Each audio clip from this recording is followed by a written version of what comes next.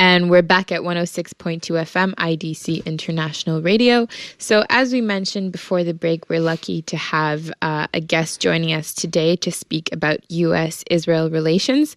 Today we have Dr. Emmanuel Navon, who is the chairman of political science and the communication department at Jerusalem Orthodox College, as well as an international relations lecturer at Tel Aviv University and the IDC Herzliya. So Dr. Navon, thank you for joining us today.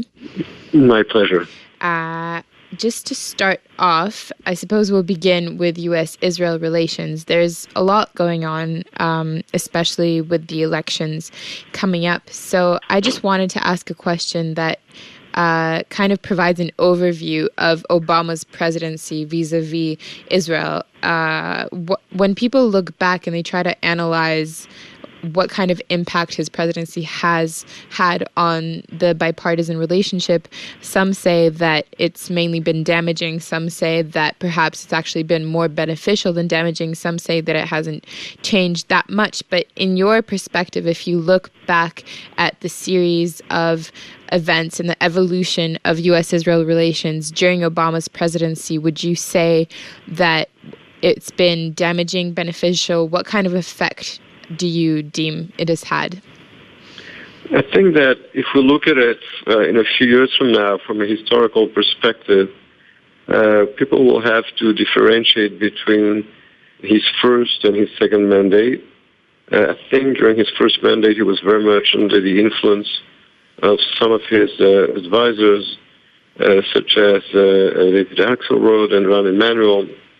He tried very much to, as he himself said at the time, to put some daylight in the relationship between Israel and the United States. All this tense period that was documented by Michael Oren in his book Ally, when as he came to Egypt and made a speech in 2009, visited other countries in the region, including Turkey, and didn't even stop in Israel.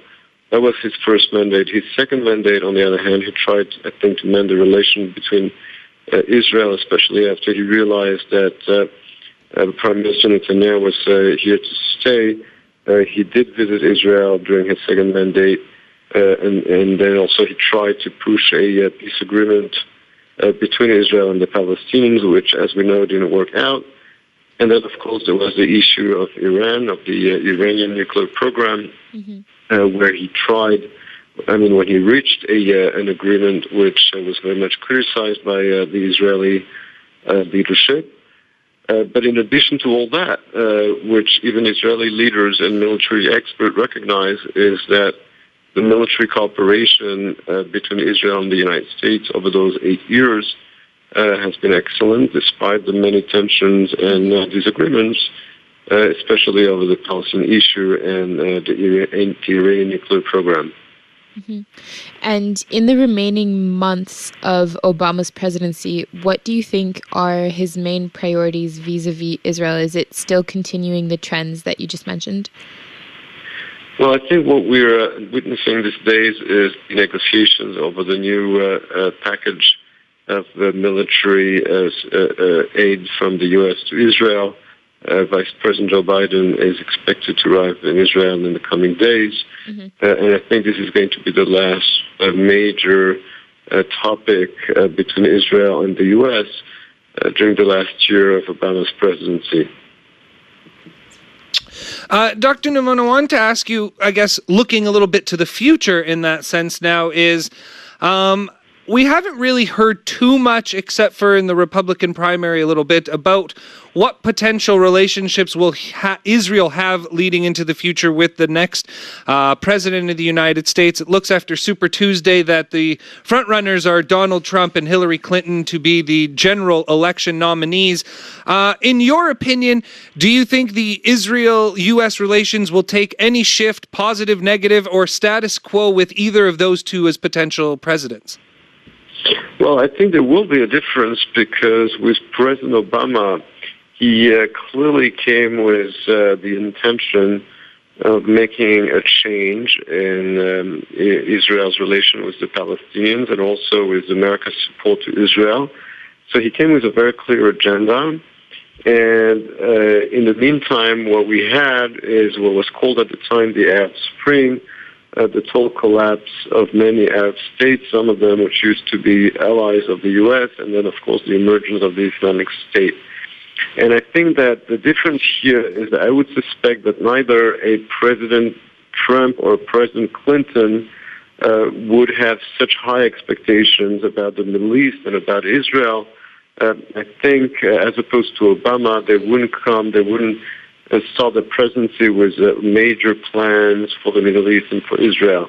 Hillary Clinton has a very, I think, intimate knowledge of the Middle East and of Israel. She was not only the First Lady for 8 years and witnessed perhaps more involvement with the Middle East, but also, of course, as a Secretary of State. So I do not think that she would take the risk of having too high expectations with regard to the Middle East.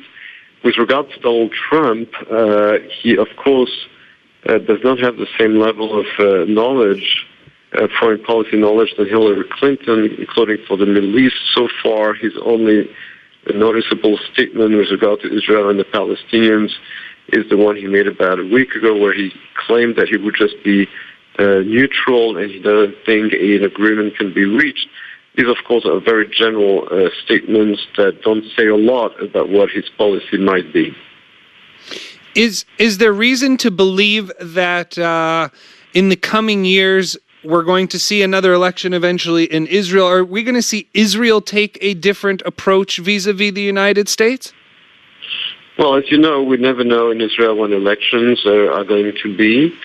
Whatever the government is going to be, whatever the government is going to look like in Israel in the coming years, whether it is a government or a coalition made up by Likud or by the Labour Party or another party such as Yair Lapid, obviously the relationship with the U.S. is central to Israel's foreign policy and interest. So I wouldn't expect any major changes in Israel's foreign policy vis-a-vis the U.S., depending on the results of future elections, which, as I said, are always unexpected. We never know, of course, in Israel when elections are going to take place. And just to broaden our scope of discussion right now, I was wondering how you think regional developments in the Middle East, especially the civil war in Syria, the continued proliferation of ISIS, how do you think this is going to affect U.S.-Israel relations in the future, regardless of the presidential candidate that's going to be elected? Well, here the issue is that the threat of the Islamic State and, of course, the disintegration of Syria, these definitely pose a threat to Israel, but there are, I think, considered a worse threat by the U.S. More than Iran. One of the contentions between Israel and America, at least between the Israeli government and the U.S. administration in the past 2 years, is whether the biggest threat is Iran or the Islamic State. As we know, the U.S. has been conducting military operations against the Islamic State for nearly a year and a half, while signing a nuclear deal with Iran. Israel, the Israeli government, on the other hand, feels that Iran is a bigger threat and that the Islamic State less so. But of course, as we know, the military operations against the Islamic State have been inconclusive, and then, of course, the Russians got involved a few months ago, and there's now a ceasefire that has been reached, so we don't know how long it's going to last. And there is a very big question mark about the future of Syria, because as a state, it has effectively ceased to exist. It has completely imploded, and nobody expects that a new government will be acceptable by all the sides involved in the civil war that has lasted for more than 5 years. And more people are talking about a de facto partition of Syria, because less and less people really believe that the unity of Syria can be preserved. And of course, the question is going to be, what about the Islamic State? Mm-hmm. If after over a year of bombardments of the Islamic State, the U.S. has not been able to eradicate that threat, and then, of course, the question is, what will the next American president do? The Obama administration has been withering and hesitating a lot about Syria. The policy was very hesitant, and we see the results today. So the next question is really what the next U.S. administration will do about the Islamic State and about Syria. Mm-hmm. And regarding the discrepancy in the perception of threats between Israel and the United States, with the Islamic State presenting a more prioritized threat for the national security of the United States, has Israel's strategic value changed in the eyes of the U.S. administration? Because for decades, Israel has been an important ally for many common values, common interests, etc. So has the breakdown of the Middle East essentially caused Israel to become more important in the eyes of the United States? I think so, especially, as I said before, since at the beginning of his presidency, President Obama tried to really improve the relations between the United States and the Muslim world, and hence his famous speech in Cairo, at Cairo University in 2009, shortly after his election, and he wanted to, as he said himself, put some daylight in his relationship with Israel by making those very clear demands, such as a settlement freeze, for example, and restarting the peace process with the Palestinians. So these were the expectations. This was the policy. In the meantime, of course, the so-called Arab Spring came along.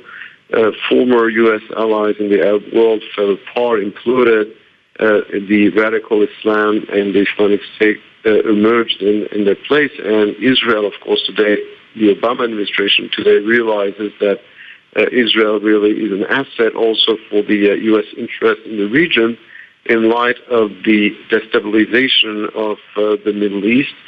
As I said, the United States, the current U.S. administration also signed a nuclear agreement with Iran, which doesn't mean, of course, that the current administration has a complete and a blind faith in the Iranian leadership. It just figured that this was the best option. But the Obama administration, I believe, is also aware of the fact that in the void created by the implosion of different Arab states since 2011, Iran is really entering that void, especially in countries such as Iraq, Iran, Lebanon, but also Yemen. And I think that the U.S. is concerned about that and realizes that in such a region, Israel, of course, is an asset and a strategic ally. Dr. Navon, do you feel that that as we move forward now and see, as you mentioned, a potential partition of Syria, that you will see Israel grow closer with some of its allies, some of its regional partners here? I know that there is a big push right now, ISIS potentially trying to move towards the Jordanian border, which is a threat to national security for Israel. Could we see even stronger relations between Israel and Jordan in the future? We're hearing finally the absolute thawing of relations between Israel and Turkey, and there's the potential for Israel and Turkey to become much, much closer now that the Mavi Magma situation seems to be behind them. Do you think that the Americans are pushing for more of these Arab/Muslim world allies to join forces with Israel? Well, they are pushing for it, but we have to understand that the interests and the motivations are often different when it comes to Turkey and to Jordan, for example. So the main reason why Turkey has been trying to improve its relation with Israel in the past few months is essentially because Israel is about to emerge as a major natural gas exporter.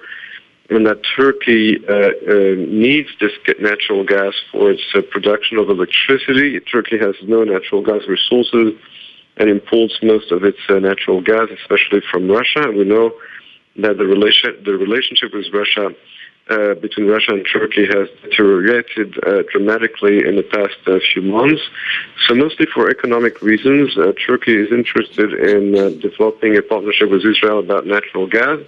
And the Turks are aware of the fact that Israel has other options, such as Cyprus, Greece, and other countries. Cyprus and Greece, of course, are countries with which Turkey has many issues. So that is regarding Turkey. Now, when it comes to Jordan, of course, Jordan is threatened by the Islamic State, and here there is a common interest between Israel and Jordan to prevent any takeover of the Islamic State over the Hashemite kingdom. But we also have to understand that Arab leaders and Arab countries that have official relations with Israel, a peace agreement with Israel, I mean, there are not so many of them, there are only two, Egypt and Jordan, they prefer to manage their business with Israel in a discreet manner behind doors and not make it too public, because this relation with Israel is not popular among the general public opinion.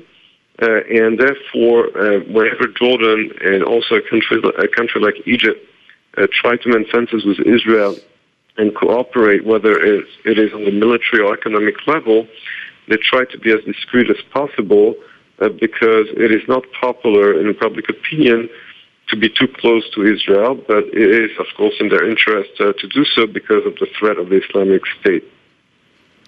And just to bring us back a bit to the domestic level, as an expert in international relations and Israeli policy, in the midst of the conditions of the Middle East currently, the context of the breaking down of the region, and as well as the different perceptions of threats between the United States and Israel, if you were to be the advisor for Israeli foreign policy, are there some points that you would recommend for Israeli policymakers to pursue in order to advance positive changes and advancements in U.S.-Israel relations? Well, I would definitely advise to have a more clear policy and strategy regarding the Israeli-Palestinian conflict, because I think it is not enough to be correct about the root causes of that conflict and just sit on your hands and do nothing about it. I think this completely static situation makes it very difficult for Israel to manage its relationship with the U.S., but also with European countries. And so therefore I would advise to be more clear about what Israel intends to do in the absence of a foreseeable solution to that conflict. And I think that it should be something that is credible, that is realistic, and that would require the full cooperation of the U.S. and also of the European Union. Unfortunately, today, there is no clear policy or direction vis-a-vis the Palestinians. Again, I am not of the opinion that a full solution is reachable and possible, but I do think that in the absence of a solution, there are things that can be done to change the shape of the current status quo in a way that would have a positive impact not only on Israel's future as a Jewish state with a Jewish majority, but also in handling our relationship with the U.S. And with Europe, because they do feel concerned. I mean, especially countries that are friendly to Israel feel concerned about the complete absence of diplomatic initiatives and of this status quo that looks like it's going to last forever. So I think we have to think in creative ways of changing the status quo on the ground in a way, as I said, that would both preserve the Jewish majority of Israel and make it much more credible, make our diplomacy more credible and trustworthy vis-à-vis our allies. Getting creative is the name of the game, and you brought it up in a perfect segue into our final little topic that we'll touch on here with you, Dr. Navon, is the fact that France has stood up and said they want to host a peace summit. Nothing very creative about that, but what really is the fact that they want to host it. They want to be in charge of it. That's sort of pushing the Americans to the side on this one. What is very interesting is the fact that outgoing foreign minister of France has said that if this track does not work, they are going to recognize a Palestinian state in full force, which will obviously have a domino effect across Europe and the European Union if France, one of the leading Western democracies in the world and liberal countries, were to recognize a Palestinian state. It's just a matter of time at that point, I believe, until the dominoes fall in the rest of Europe.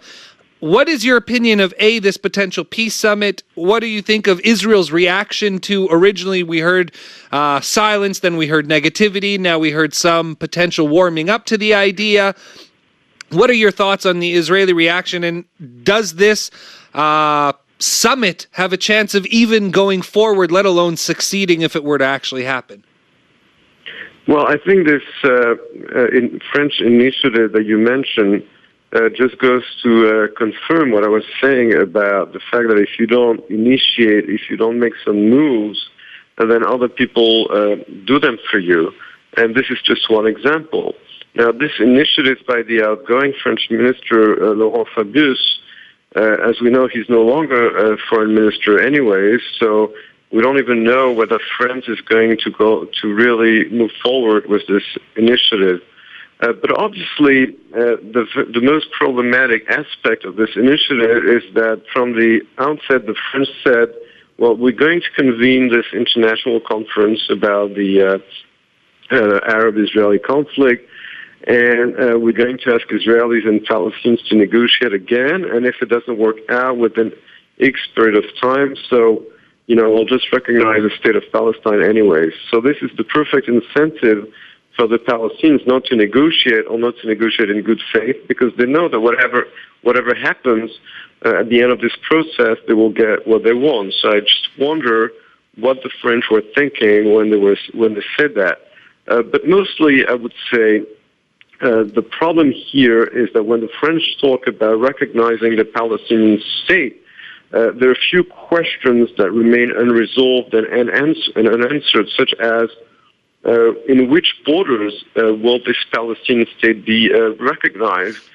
In the borders of the partition plan of the UN in 1947, or within the armistice lines of 1949? What about Jerusalem? I mean, Jerusalem, even West Jerusalem today, is not recognized by France and by the EU and not even by the United States as the capital of Israel. They don't even recognize Israel's sovereignty over Western Jerusalem. What about the settlement blocks? What about the refugee issues? I mean, such a recognition leaves completely open all those issues which Israel and the Palestinians have unsuccessfully tried to negotiate over the past 2 decades. So as I said, not only would the French create a disincentive to the Palestinians of negotiating by telling them up front, as they did, that they would recognize their state, whatever emerges from those negotiations. But then again, as I said, such negotiation would leave completely unanswered and open the major issues of the refugees, of borders, and of Jerusalem. And to this, the French government has not provided any answers. Mm-hmm. Dr. Navon, thank you so much for the breakdown of that situation and for the breakdown of basically every question that we've asked you so far. My pleasure. Thank you for joining us, and we hope to have you on the show again. Thank you very much.